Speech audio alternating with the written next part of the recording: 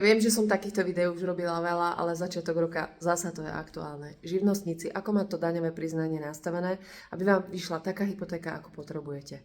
Nie, žiadna banka nebude pozerať na váš príjem z pohľadu toho, že akú ste zaplatil vysokú daň. Že ten zaplatil daň 5 000, vyjde mu toľko, ten 10 000, vyjde mu toľko, ten len 1000 a žiaľ, vyjde mu len toľko.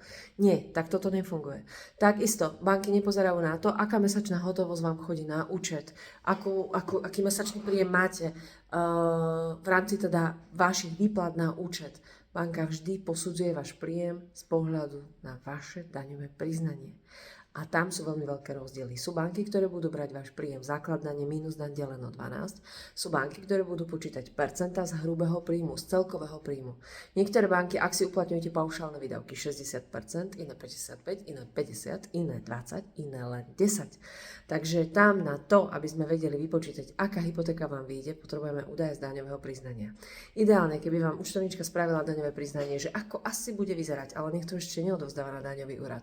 Pošlete mi to, ja vám to prepočítam, do akej výšky, vzhľadom teda na ten váš vek, príjem spolužiadateľa, všetky tie veci, počet detí a aké úvery máte, všetky tie veci, ktoré do toho vstupujú, všetky tie informácie, ja vám to prepočítam a až keď poviem áno, tak to by to mohlo byť, potom to účtovníčka odovzdá.